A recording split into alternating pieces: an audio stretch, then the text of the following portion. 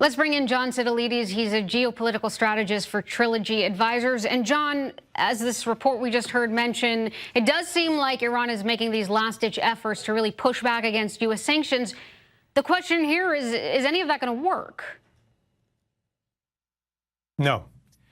Very All simply, right. I think the United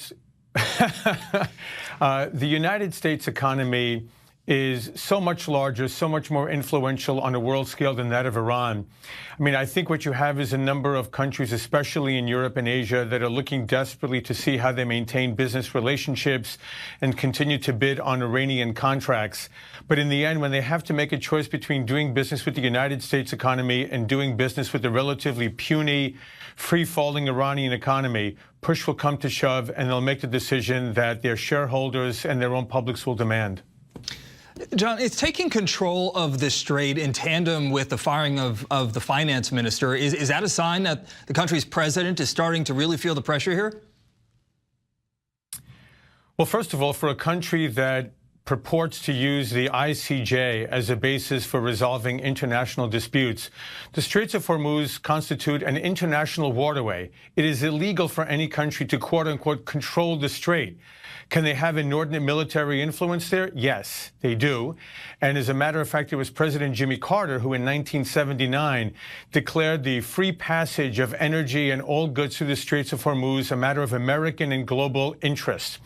So it's illegal to control the strait if Iran looks to do so. And keep in mind, it has not harassed in any serious way any U.S. warships or gunboats in the Straits of Hormuz or the Persian Gulf since January 2017. Probably smartly so. So if they attempt to do so, I think they'll be met with a very stiff and overwhelming response. But I think a lot of this right now is a bluff call. But let's play this tape forward for a moment. Let's say they're able to close down the strait fully. Gas prices skyrocket, hurt Americans' pocketbooks. Won't Americans end up blaming Donald Trump for starting this war with Iran? I don't know what will happen. First of all, even if the Iranians attempt to close off the straits, I think that it won't just be American force. This won't be a bilateral issue. You'll have a number of Sunni countries in the region that'll be lending their military assets to that of the United States to put together a coalition, keep the straits open. And remember, Saudi Arabia and other countries have the ability to tap into vast reserves and to flood the oil market globally if the Iranians shut down the Straits of Hormuz.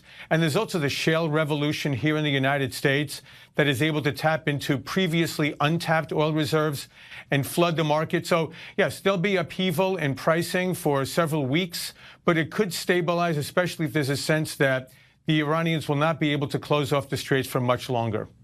Iran's trying to appeal to The Hague here and to try and have some kind of decision that goes their way, but by threatening control of the Strait of Hormuz, I mean, it's not really going to go their direction. Do you expect any kind of response from The Hague? I really don't, Eric. And I think, first of all, there's very important house cleaning on the part of the Iranians regarding their own consistent multiple violations of, for instance, the Nuclear Non-Proliferation Treaty, the Chemical Stockpiling Treaty, diplomatic relations treaties, human and political freedoms treaties that they have consistently violated on multiple occasions over the years and over the decades since the 1979 revolution. So it seems somewhat ludicrous, preposterous, and utterly baseless for Iran to go to the ICJ on a matter that the United States considers within its sovereign rights as a matter of national security to be able to impose sanctions on a country that it feels threatens its national security. So there's really no legal standing here at all. I think this is more of a PR stunt by the Iranian government, try to curry favor with European publics and those in other countries whose governments are trying, again, as I mentioned earlier, to continue doing significant business with Iran in the face of looming sanctions. Well, there are also a lot of Western countries that are very upset right now at President Trump for pulling out of the Iran deal, but we'll have to talk about that another day. John Sitilides, always a pleasure to have you on and get your expertise on this.